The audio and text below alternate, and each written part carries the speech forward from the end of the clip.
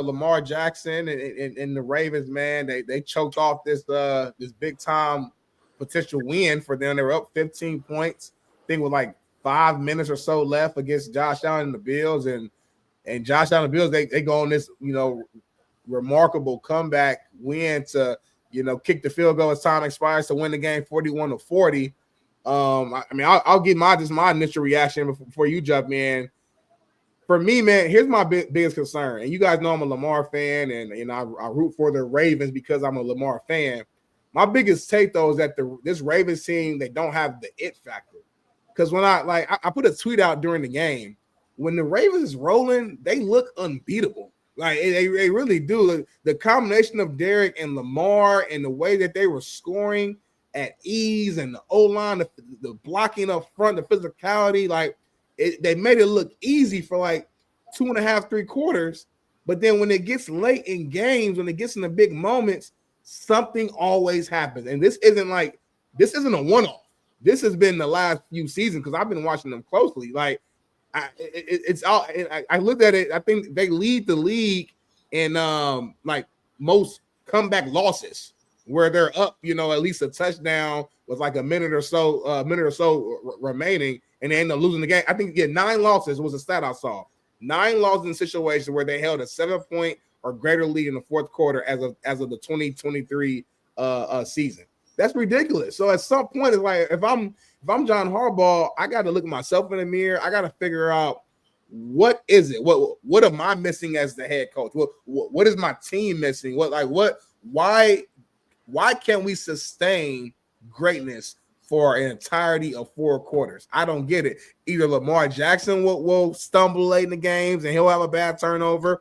Last night it happened to be Derrick Henry. Some days one day it might be Zay Flowers. It's pick your poison. But very often, every season, the last few years, in the big moments, in the biggest games, they crumble. And to me, that comes down to it factors. It's not a talent situation, not a talent thing. It's not a experience thing. It's a inner it factor thing that they got to figure it out now because the window is closing, JB. That's why I'm never picking them to win Super Bowl. And I got one of my former players who's a huge Lamar guy. He's a Broward County guy, Haitian. You met him at my Super Bowl party. Played great wide receiver for me. Who's watching the show right now? Sapase. And I'm like, look, Steve, he'll never win a Super Bowl because this is the reason. Like, whatever reasons you just mentioned, that's the reason. Like, at the end of the day, this is the reason. No, not Alan D. Jones. I said receiver. Alan played quarterback. So this is the reason why, though. For whatever reasons you mentioned. Who knows? I don't know. The it factor, whatever you want to say. But at the end of the day, let's just be honest and brass tacks. He's a freaking nature who, as the years go, age is our biggest enemy. Age is a thief. Time's a thief. As the time comes along and he can't outrun you anymore with his feet, guess what? He's going to have to become something in the pocket. And that is what defensive coordinators salivate over in the playoffs. Putting him in the pocket, leaving him in the pocket, and having him beat you with his arm. That's the one thing that he struggled with in the playoffs. So at the end of the day, regular season-wise, he's unbelievable. I would love to coach the guy. But at the end of the day, in the playoffs, there's a reason that they don't win. And that's just one reason I can't ever bet on the Ravens to win a big game. Now, listen, I'm going to be honest with you. And you guys can call me haters all you want. Derrick Henry was the best player on the football field last night until he fumbled. Josh Allen became the best player because he won the game. And Lamar was 14 of 19. That is not, in my opinion, how you win football games of that magnitude. You have to put the ball in your best player hands more. And 14 of 19 to me is not going to win a football game. And it's crazy to say that because they end up losing 41-40 in the manner they lose in. But at the same time, 19 complete attempts, Smitty. Why? Why does Lamar Jackson have 19 context matters, though, JB, not to cut you off.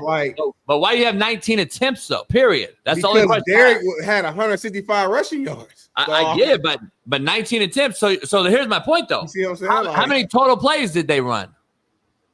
I don't know. I have to look it up. Derrick Henry didn't have 45 carries.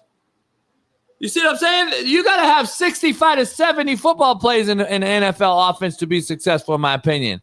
Because if you do that, Smitty, you keep Josh Allen off the field. Can I, to that point, and I'm glad you brought that up, and I don't have the exact numbers. Maybe we could try to find it. They scored too fast. And I know that might sound stupid to a lot of people, but to me, the reason they were up big early, but they scored in like 2 minutes. It was like big play, big run. Derrick run for 30. Lamar run for 20. Quick pass to Zay Flowers, touchdown. It's like, damn, it's like fireworks. It's exciting. But then you leave so much time left on the clock. There's so much game left that you leave opportunity for a Josh Allen to go make a miraculous comeback. I think why you're seeing these low attempts is because if you watched the game last night, they were scoring fast, JB. It wasn't like long 16-play drives, 10 minutes. It was like, no, it's big play, big run, touchdown. Yeah, but this is it. And I got the DV Sport. Shout out to Shad and DV Sport. I got the entire stat line. Number one, 50 plays, Smitty, is all the Baltimore Ravens ran from scrimmage. 50. Yeah. But that's kind of my point, though. You had 19 attempts in the passing game. Josh Allen had 46.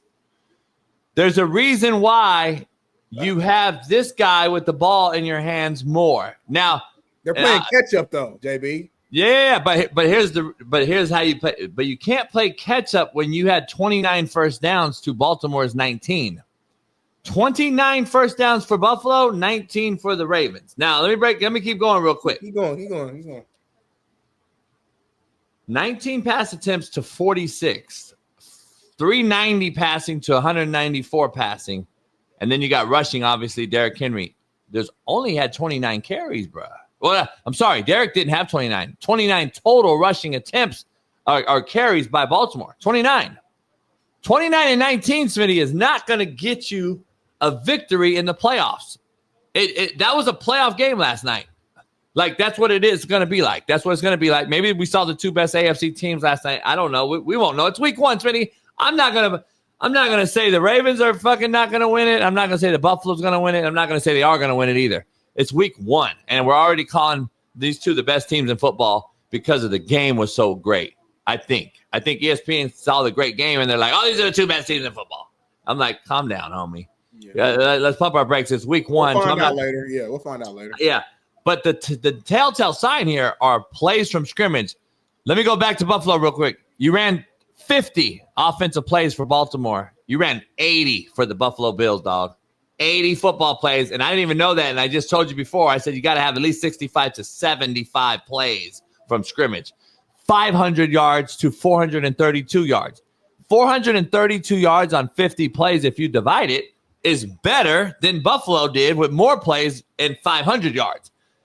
That's not a good thing, like you mentioned, though. You got to fucking keep your defense off the football field at some point in order to win these type of games. And listen, the turnover was critical. We see the turnover. Everyone's going to point it out to Derrick Henry. But the Buffalo Bills, at the end of the day, had the ball for 35 minutes, Smitty. Baltimore had it for 25 minutes. Well, that adds up. 100%. All that matters. All that adds up. As a defensive guy, us being on the field too long, you get tired, you get exhausted. I don't care how much you train. Football, it's a different beast when you're in the game so much and getting so many plays.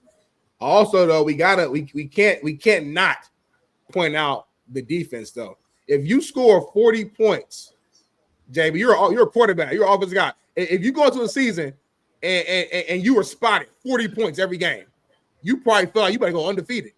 Like, let me ask you something. If I give you 40 points and I'm the Ravens too, right? What is the Ravens' identity always been on? Defense. It's always been defense. They're not that same defense anymore, though. Let's call it what it is. They're not those guys anymore for whatever reason. I told you that when they lost Patrick Queen, but listen. I'm saying it's clear as day. So now I'm saying, like, I hear it. Lamar's the quarterback, he's the leader, so we're always going to put blame on the leader as we should.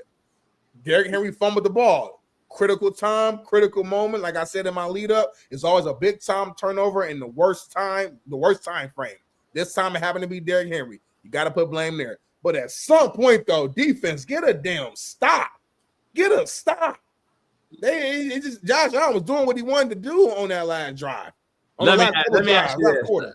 But here at the end of the day, though, you were up 15 points. So you go down early. Buffalo goes down, scores. Josh Allen threw a strike to tight end right out the gate. Kincaid scores. They go up 7-0.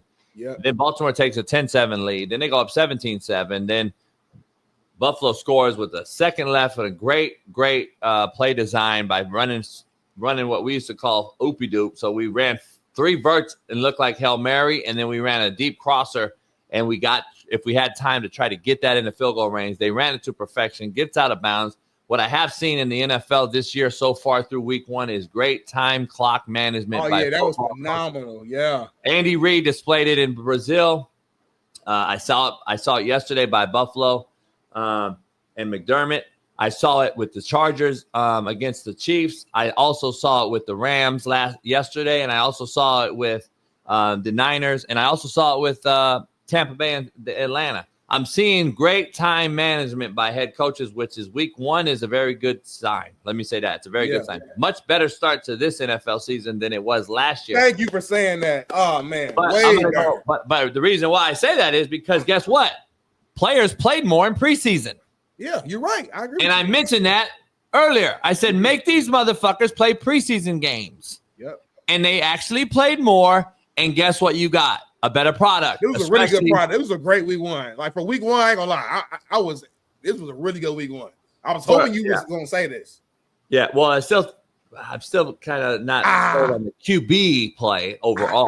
But we did see some good QB play, but we saw some bad play. We saw some bad play. But JB struggles with positivity. It makes it hard for him. Go ahead. Yeah.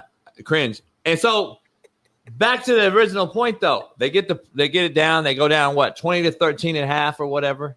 Yeah. And now that was critical because Baltimore got the ball to come out second half. Yeah. And they go down again, score 27-13. Quick. But my whole point of this, did you ever think the Buffalo was out of the game? I never did. No, I did. Even when they're down 15 with 6 minutes, I'm like, it ain't over. It's too easy for Buffalo because they got an anomaly at quarterback. And then Cook started to eat. Yeah. And I won money, by the way, on picking those guys. And Josh Allen was my captain, and he got 70 points. And now, guess what? The nobody goes out now, and every one of you that picked him yesterday and got you 70 points and won you a little bread. Today, you said he's the best quarterback of all time, probably, right? You fucks. So anyway, listen. At the end of the day, Buffalo I never was scared that they couldn't come back and win the game. Like never. One time, I never had that in my. This game's over 15. Me neither. That's why I don't know why so many fans left the game. I'm like, hold on, y'all. Do you not know the Ravens' history? Number 1, they don't know. You don't know who you got at quarterback. They don't know football, homie. And it's only 2 scores. I don't care. That's in football. That's nothing. I mean, literally, that can happen like this: 1 turnover, 1 bounce your way, you're right back in the game. So they don't know football. Like I said, man, it's something about the Ravens, man. Their identity. At some point, I love Harbaugh, but at some point, though, I do got to look at him with a little bit of a side eye. Like, are you not practicing late game situations at practice? Are you not like why? It's a few things.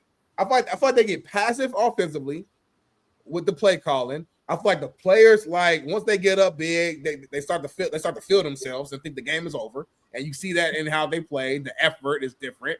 And then just adjustments. I feel like their opponents tend to make better late game adjustments than the Ravens do. And the Ravens, at some point, a turnover. I'm telling you, JB, if you go back and look at the history, the last couple of seasons, this always happens to them. It's weird. I don't understand. It's like I don't believe in bad luck or nothing like that, but it's weird. I don't get it.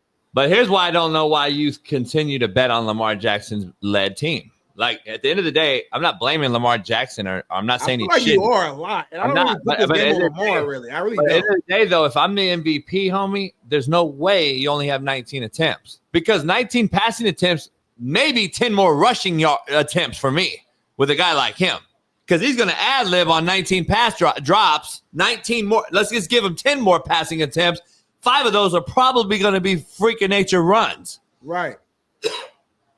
There's no way that I cannot have the ball in his hand at least 10 more times. Here's the reason. Man had 70 rushing yards off 6 carries. He's averaging like 12 a carry. Here's the reason why I say I'll never bet on him, though, back to my original point. They're 1-5 versus the Bills and the Chiefs, homie. Since 2020, they're 1-5. This is the critical mass part. You ain't gonna beat. You got to beat one of these two teams. But like for real, JB, you watched last night's game. So you watched last night's game and you left the game feeling like, dang, this on Lamar.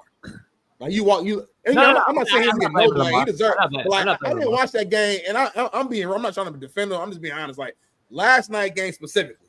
I didn't walk away from that game like, dang, Lamar, this is on you. No, I never, not one bit. I never said it was on Lamar. I'm saying, why are you only giving him 19 passing attempts? There's a reason. Something's telling me, based on what his skill set allows, I don't want him to sit back in the pocket and throw the football 35 times a game. And that's been his MO, though. That look at Roman when he was the OC. Your boy now that's the OC from Georgia. They do the same thing if you look at it. They're not going to let him throw the ball 45 times a game unless he's not a traditional. We know that. He's not a traditional quarterback. I mean, we've seen him in the playoffs try to throw it 30. But he has to have more than 19, though. That's all my point is. If I'm the OC for him, I got to throw the ball with him. But last night, but context matters, JB. It does. If I didn't watch the game and I just saw stats, I would actually agree with you. I'm like, 19's weird. When you watch the game, they were cooking on offense. So it's like, and they were scoring so fast in 5-play drive to where I think the stats is throwing you off a little bit. Like there wasn't a lot of opportunity to just throw the ball around. Let me break it down real quick. We got 3 more topics before commercial. Yeah, we do. We gotta hear you up. I want to break it down. Give him 10 more passing attempts. Mm-hmm. They run 15 more football plays. See, that's the difference because those runs create first downs. They had 19 first downs to Buffalo's 29 first downs. They had 10 minutes less time of possession. They had time of possession and first downs are critical mass on offense. If you give them 10 more passing attempts, which is crazy, right? Like it's kind of going against what people don't understand. Give them 10 more passing attempts. I promise you there's going to probably be 5 first downs in there. 5 first downs equal to 15 more football plays times 3 downs in a series. Right. Or let's say you go back to your point. They score on play 2 of that drive. Doesn't matter if he gets 8 more passing attempts in other drives. He needed at least 10 more passing attempts, in my opinion, to get 29, at least 29. It creates more plays from scrimmage and more time of possession. Keeps Buffalo off the football field. And remember, Buffalo went for 2-3 fucking times. For what reason? I have no idea. This analytical shit is a whole nother discussion we'll dive into later on. That almost lost them the game. It did. That's what I'm saying. So, because people on Twitter are like, well, Josh Allen's the MVP because Derrick Henry fumbled. No, not really. Because if you're going to go to the 2-point plays, then Buffalo wins the game anyway, too. So stop. So it's all if you had balls, you'd be my uncle type of discussion. Like at the end of the day, this is football. This is game 1 of football. And this is what happens when you play football with 2 good teams, 2 talented quarterbacks, and a run game. And that's what happens. And both defenses are very bad, and they should be addressed right away. And I wouldn't be shocked if you see some movement on defense on both teams, whether it's free agent, whether it's trade, or whether it's just pure start over on some things, because the secondary for Baltimore needs help other than Hamilton. Their secondary is not very good. Their D-line is very, very suspect at the same time. Buffalo's D-line is abysmal, and they need some help. Oliver's making plays, though. And they need some help in the secondary, too. So